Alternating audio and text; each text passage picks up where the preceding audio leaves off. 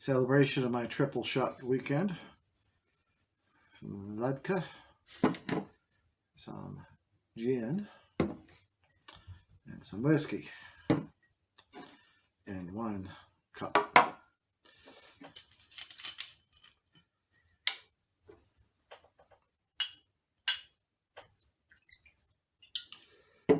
I-20.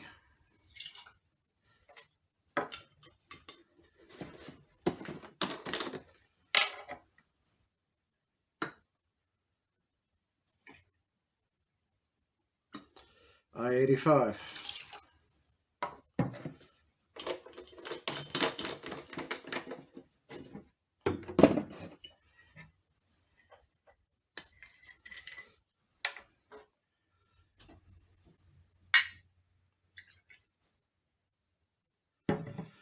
I-75.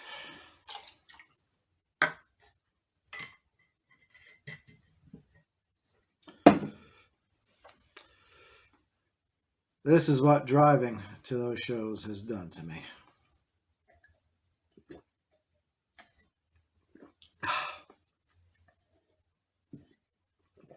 Whew.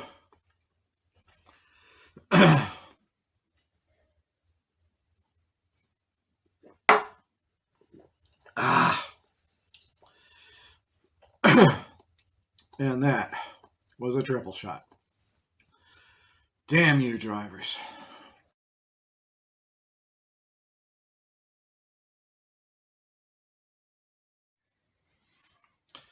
Hello, everyone, and welcome to this week's edition of the RobBrod Report, taking a look at the shows coming up for the first weekend of April 2021. Of course, at the beginning of the month, there's a lot of shows happening. I counted 12 that I have found, that all within the state of Georgia, except for 2 shows. Those were in Alabama. And also, for the first time that I'm, since Spinebuster of last year, that we have another South Georgia show. So we've got a bunch of shows happening that people have shared and I have found. So we'll get right into it. Also, before I begin, speedy recovery to one Matt Sells, who had operation on his knee today. So good luck in the recovery process, and don't drink too much. It doesn't go well with the drugs they're going to give you. All right, so that's my public service announcement of the week. Starting April 2nd, 2021, we've got a busy Friday night. I've found 4 shows happening. First off, as always, is the Pro South show in Piedmont, Alabama.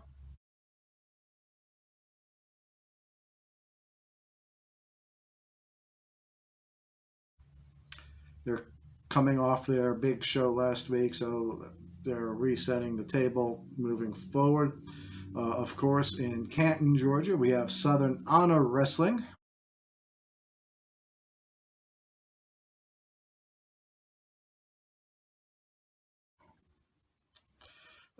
Big show from them. As you can tell from the poster, Gunnar Miller is heavily featured, and it's going to be interesting, a matchup between Gunnar Miller and David Ali for the Southern Honor Championship. Also, in Cornelia, Georgia, we have Friday Night Wars.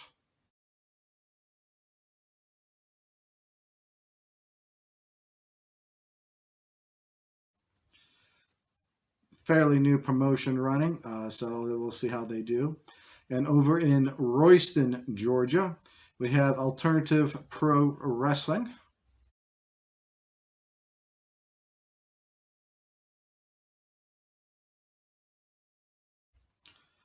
And they do shows on Friday night, so we'll see how well they draw on that, because they're fairly, well, not too close to Cornelia, but close enough. We'll see how that will affect. So those are the 4 shows I have running on the 2nd of April. And then on April the 3rd, we've got a bunch of shows happening. We're going to start off with KLT Promotions in Rome, Georgia.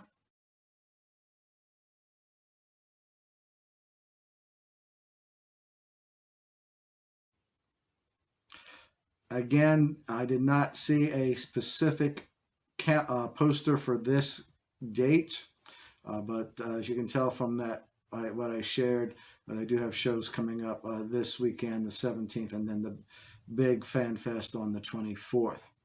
All the posters I've been seeing are for the 24th. There's some videos out there, so you can go check that out that relate to this weekend. Renegade Championship Wrestling in Chatsworth, Georgia.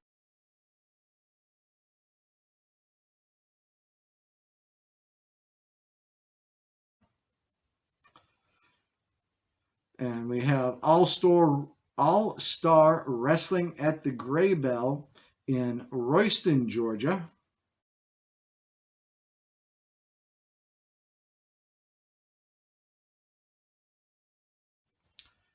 So Royston has a pretty big weekend. Got shows both Friday and Saturday. Also, speaking of busy shows, there are over in Villa Rica, Georgia, busy towns, I should say.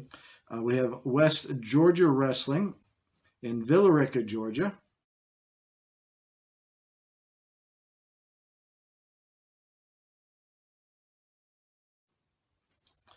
And then, as part of a little festival going on, Face to Face and Outlaw Championship Wrestling are doing a event on Villa Rica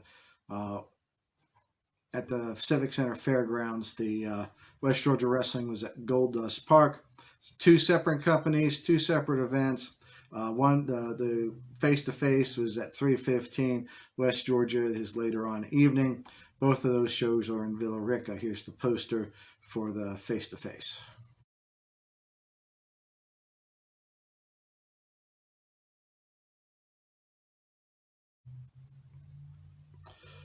Of course, we have Southern Fried Championship Wrestling in Monroe, Georgia.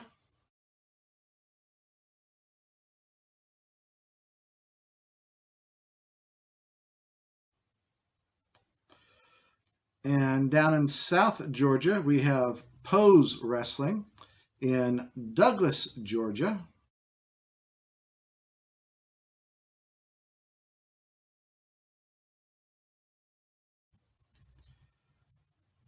And over in Alabama, we have Victory Championship Wrestling in Gadsden, Alabama.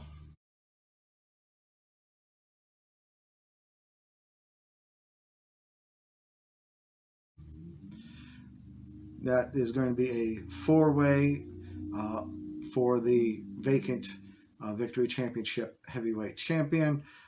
Again, my odds are that Smooth will regain that championship. I don't know the stipulations, but he was my favorite going in. Flo was my very long shot on that. I just really don't see him beating, two heavyweights and the middleweight of Shane Mako. Lamar Diggs has an outside shot, but Shane Mako, Big Smooth, and Lamar Diggs are all kind of bunched up as who could win. Really, all depends on stipulations and so on and so forth. So that's my take on who might win that. The money is going towards Big Smooth, but some people are spending it on Shane Mako. It's very, very, very tight on that. So I believe that's everything. Renegade, KLT, Victory Championship Wrestling, West Georgia Wrestling, Face to Face Outlaw Championship Wrestling, Southern Fried, Pose Wrestling, and All-Star Wrestling at the Gray Bell. So also the Pose Wrestling looks very interesting, but I'm not, with my work schedule, I won't be driving down that way. I probably will go on Friday, I'll be going to Canton, Georgia for Southern Honor. And then on Saturday, I'm more than likely go to West Georgia Wrestling out in Villa Rica, just due to my work schedule this week. So those are the shows that I have that are coming up for this weekend. I did not see anything for Sunday. Doesn't mean it isn't a show, but nothing appeared on any of my resources or that anyone has shared. So I'm going to take this time to I went, like as you saw in the opening video, I had a triple shot weekend. I went out to Covington, Georgia for Platinum Championship Wrestling, Cornelia, Georgia for Anarchy, and Warner Robins for GIPW. So I'm going to just give a brief rundown of the shows I went to and my impressions. Hopefully stretch this out for a few more minutes. Friday, I went out to Covington, Platinum Championship Wrestling. This, especially in the early going of this show, featured a lot of talent from the Nightmare Factory. They looked pretty good and served to make storylines happen. If I did misspell any of the names, Hunter Croft or Rosario Grillo, I do apologize. I was going off handwritten notes, and those are never good. So the first match was tag team match, Hunter Croft, Rosario Grillo versus Pizza Express of Parker Lee and Caleb Cusack. Again, this match was actually a pretty good tag team match. I thought it got interrupted by the Butcher, I should say. And so that set up a mini confrontation with Matt Hankins introducing his new bodyguard, the returning legend of PCW, Grotesque. So we'll see how that will play out. The Perverse Entertainment match of the night happened next with Trey Williams of the Washington Bullets going off against a newest member of PCW, of Sleepy. Sleepy is masked wrestler who was kind of, as the name suggests, was very sleepy throughout most of the match. It's very, if anyone's seen the clip of like Orange Cassidy versus another wrestler, and some of the a masked wrestler where the masked wrestler was rocking Orange Cassidy to sleep. Very reminiscent of that. Like I said, it was perversely entertaining. Trey was getting extremely frustrated, but Trey still won. I liked that match. It was a nice, fun little match. Next up was a intergender match of Casey Rocker versus Kat Spencer. Spencer, is my height, maybe an inch shorter. But she's rocked it pretty good. I was very impressed with her abilities, and maybe looking forward to seeing what she provides in the future. We need more women's wrestlers in the state of Georgia, and more importantly, we need bookers who know how to book them. So hopefully, if she continues her association with Platinum Championship Wrestling, she'll get that experience. The match of the night for me was Duncan Mitchell versus Naza Schism. Easy for me to say. It was first time seeing Duncan in action. He was very impressive. He matched up well with Naja. I thought, and it was a very back and forth match at the end. Didn't feel too rushed. A couple things felt rushed, but other than that, it was an outstanding match. Once it gets released on the interwebs, I would highly recommend watching it. It's very, very nice. There was a tag team season match of Damian Bennett and Lamar Diggs versus Robert Vane and Jordan Kingsley. I probably said that wrong. For Robert, it's Vien. Maybe not necessarily the veins in the body, but pronunciation. The pronunciation might be off on that. Basically, Diggs and Bennett, apart from a few spots of Kingsley flying around, controlled most of the match. Vane did get his shoulder separated and got popped back in, but it was that affected some of the match, but not all of it. So Diggs and Bennett got a couple points for the tag team season. One of the feature matches that night was going to be the Swamp Witch Nina Monet versus the Platinum Championship Wrestling Heavyweight Champion of Brian Blaze. Didn't happen due to Brian saying that he was ready 2 weeks ago. and his advisor told him not to do it this week. So that the match never happened. Nina did get some satisfaction of spitting the swamp mist in the eyes of Brian Blaze and planting him with the Mikonoshu driver. So that was something to send the crowd happy with. The main event was the last man standing match for the Dealer's Choice Championship. Challenger ERC versus Hold My Beer Hansen. I am still pissed off that my SD card, my phone was corrupted because of some of the pictures I took looked nice when I took them, but they didn't save, so I was very pissed off with that. Your new Dealer's Choice Champion is ERC, and with the friendly assist of one Jeter. So that was the Platinum Championship Wrestling rundown. And then on Saturday night, I drove up to Cornelia, Georgia for my first visit to Anarchy Wrestling in over a year. I was last there for December to Remember 2019. When I was still doing grades, I rated that as an A- show. So it was very, like I said, it was one of the things that that show and the AWE show the following night helped change some of the rules for the voting for the Georgia Wrestling History Awards.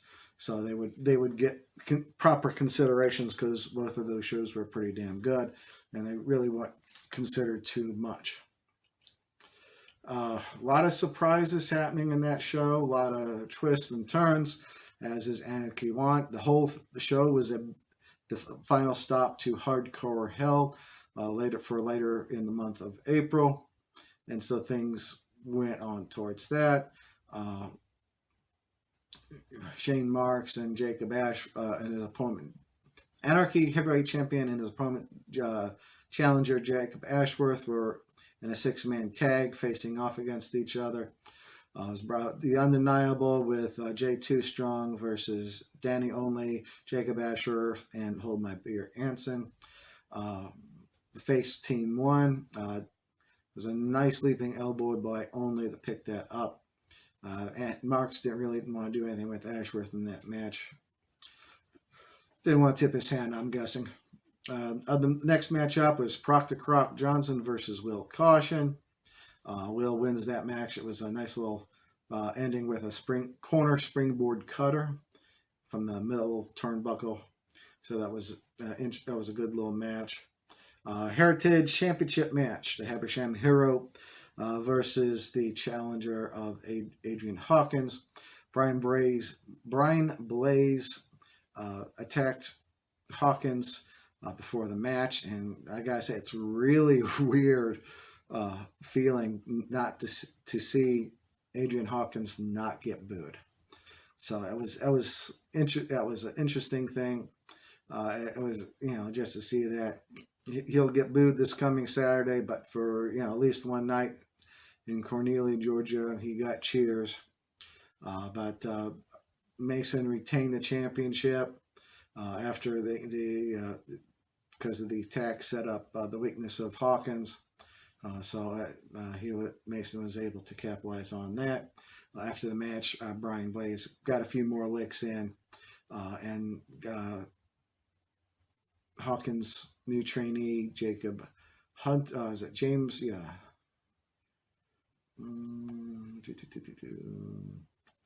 Hunter James, I think, yes. Hunter James chased off Blaze with a chair and basically laid out a challenge. Hunter James laid out a challenge to Brian Blaze for Hardcore Hell. That was nice knowing you, kid. And then, following match was a 2 out of 3 falls for the TV Championship. Nick Halen challenging Tyler Cuppert, who is the champion. It was a nice little good match. And this Cuppert wins the first fall. Halen wins the second fall, and Cuppert gets the third fall. Couple good things on this. From my angle was the murderous glare that Halen gave Culprit, but right before the last raindrop that puts away Halen. After the match, Ace Haven with Amy Haven comes out. He, with the mic, he introduces himself to the crowd, and then, puts down Tyler Culprit, and then, was laid out a challenge for Hardcore Hell, and then Haven attacks Culprit, takes Culprit's umbrella, jams it into the throat, and then slams everything down onto the mat.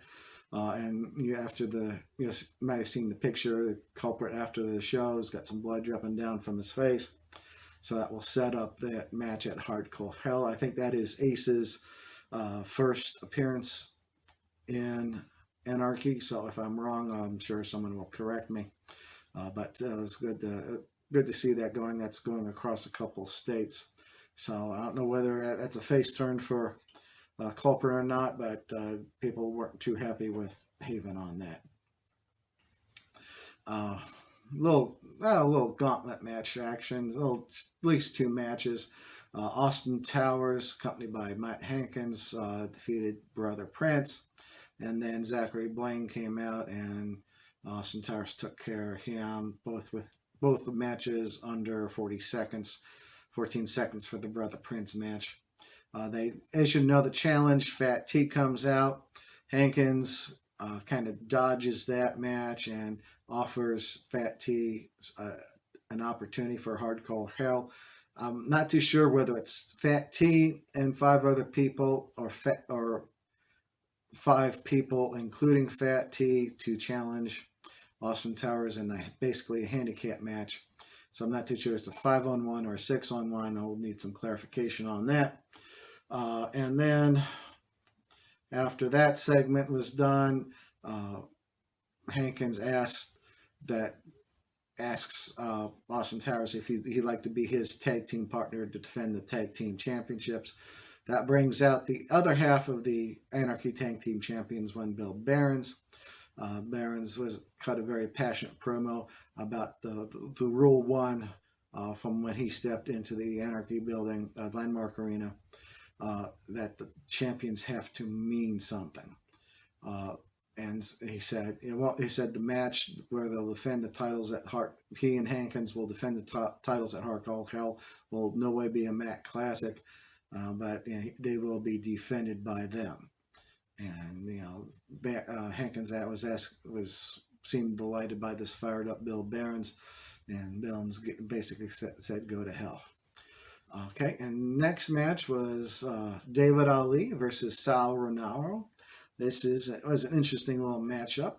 The Savior David Ali's gimmick is going wide and well across the state, and then Sal Ronald still has the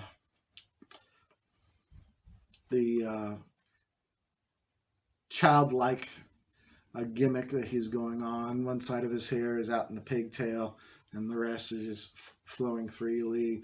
A couple interesting things where they were doing rolls and pinning attempts, and Sal was kind of trying to frustrate David Ali.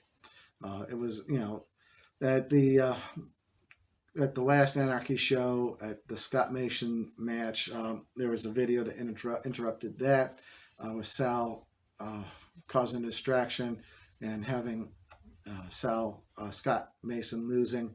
Scott Mason tried to return the favor by having a video play. Sal knew what was going on, even though with his childlike innocence, he was able to avoid the attack of David Ali. And Sal locks in a submission on Lee and gets Ali to submit. And then the main event was supposed to be a grudge match between Ben Buchanan and Griff Garrison. These are 2 tall people, muscular, young, the young bulls, you can call them. So match started out with just throwing haymakers at each other. This is no way, shape, or form a wrestling match. This was a hit punch match. Unfortunately, the referee Dee Barrios tried to separate him a little bit, and Buchanan punched him right in the noggin. Referee Derek Hall came out, and he met a similar fate. Then Jennifer Wins comes out, and she gets tossed away by Griff Garrison. So that brings out the enforcer for Anarchy Wrestling, and Ben's father, Bull Buchanan. And so he throws out the match and makes a new match for Hardcore Hell with Ben and Griff Garrison, with Bull Buchanan being the referee. This leads to a total tear apart situation. Locker room empties out, trying to separate Ben and Griff. Like I said in the report, that Ben was channeling his inner Anakin Skywalker with "I hate you." That was a great little thing there. So, and then after they got them separated, then the locker room, started fighting amongst themselves. Will Caution took out most of them with a over the top backsplash onto everyone who was fighting on the floor. Shane Marks tried to blindside Jacob Ashworth with the belt. Jacob ducked and sent Shane packing, and ended the show with Shane holding up, Jacob holding up the championship and sending the crowd home happily. They were stomping away in there. It really felt, like I said in the report, they might need more supports underneath that building if they're going to stomp away at that. So it was a great night at Anarchy Wrestling, and it was a lot of fun on that. GIPW, I went down, I was in Warner Robins. It's not up on the Georgia GWH News and Nose spots, newsandnose.blogspot.com yet. It is submitted in, and it just has to be published on that. Terrible traffic going down there. I was late 20 minutes or so. I missed most of the first match of Eric Silver and Chris Jacobs. I did see the ending of the match, Silva got a lot of heat from that crowd there. Six-man tag was up next. The only person I knew in this six-man tag was Brandon Watley, and so I wasn't too sure about that. It's Divine Intervention was kind of interesting the way they have their look set up. So it's nice. It was serviceable six-man tag. Again, this was my first time at GPW. I had no idea what to expect. I have no idea what the feuds, the likes, the dislikes, the heels, the faces are. So I'm flying by the seat of my pants on that. Next up was the ladies' match of Shalance Royal and Trixie, and it was for the quality of ladies involved, it was a very good match. It's not a put down. It was just a multi-year veteran and Royal versus the fairly new Trixie. It was interesting how they played that out, especially with Royal belting out notes of songs throughout the match. It was a nice little ending of the match of her screeching out a note, which caused the referee's eardrums to pop, and Royal was able to schoolgirl up Trixie and get the win that way. So that was an interesting way to end that match. Next up was I would call it a hoss fight.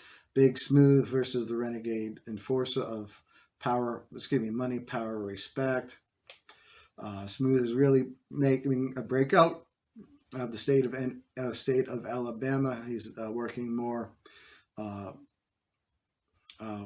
Georgia shows. Who was up in Athens for Southern Violence, and I'm sure you'll see him other places. So keep an eye on him. He's a big dude that can really move.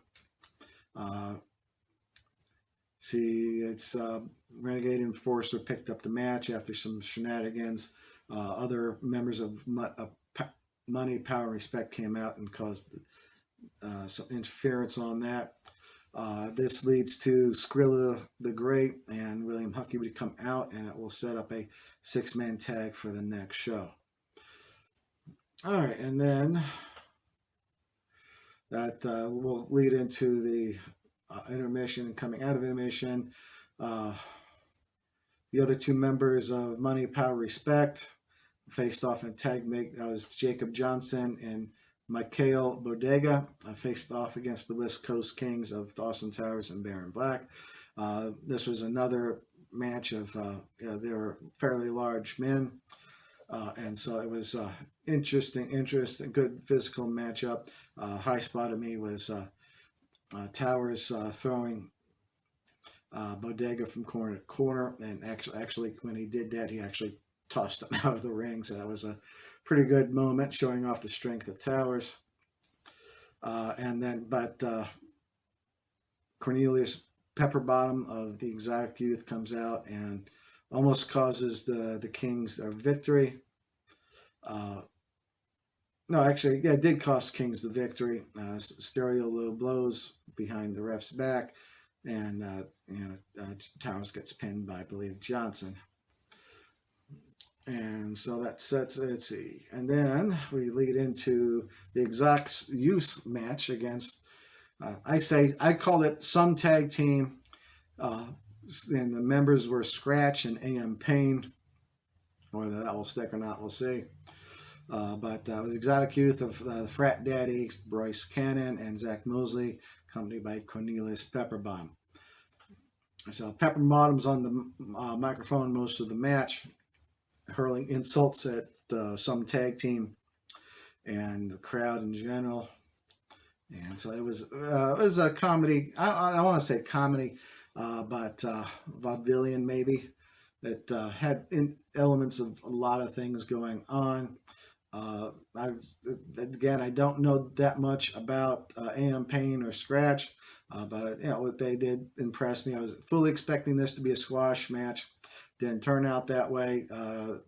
The STT acquitted themselves very well, but the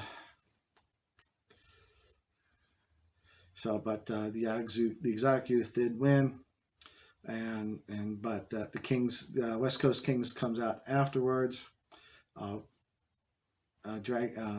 with a kind of lifeless body of Pepperbottom, and they'll see the Exotic Youth next month for the GIPW tag team titles. The main event, this will also be in the report as well. I really don't know Mr. Right. I really don't know D Money. The beginning part of the match was actually fairly decent. Somewhere along the line, the train went off the rails. It was not good. Like I said, I don't know them from anyone. It's hard to really assign blame, but I really was not impressed with the match. It is what it is. It just didn't seem like a championship match to me. It was not what I was, anywhere near that. It did not feel like it should have been a championship match. More reports than that. I did see the return of Devin Valek in there, aligning himself with D Money. It's always good to see Devin Valek back in wrestling. So, and there's a new poster out. I'm liking that poster, where Devin Valek will challenge Mr. Right for the GIPW Championship. That match I would be very much interested in seeing. So that was my impressions of my first ever trip down to GIPW. Watched their match. Most of the show I enjoyed very much. It was just that main event that, for me, it fell off the rails. So that's all I have for this week and my show report. Again, give the RobBrod Report a like on Facebook. Follow the YouTube channel, RobBrodiker. Twitter at the RobBrod. I appreciate the friend requests. Unless we've actually talked in conversation, don't send me friend requests on Facebook. I prefer to have the likes on Facebook on that. I would appreciate that. It's not, I reserve the friends list for people I actually talk to and conversant with. That's just me personally and how my mental state is. Antisocial fuck that I am. So that is the RobBrod Report, looking ahead at the first weekend of April 2021. Again, give me a go follow, and best of luck on your recovery to Matt Sells. Be safe out there. Love you lots. Take care. Be socially distanced. Wear masks where appropriate. Get your shot. It's been a lot of people. It's even at 94%, even if you do get it, the effects are much worse as being reported. Or the effects of if you do get the virus are not as bad as if you got the virus without the shots. So it can be compared from getting the flu to getting the common cold, if you want to make a comparison. So be safe out there. Love you lots. Take care. TTFN.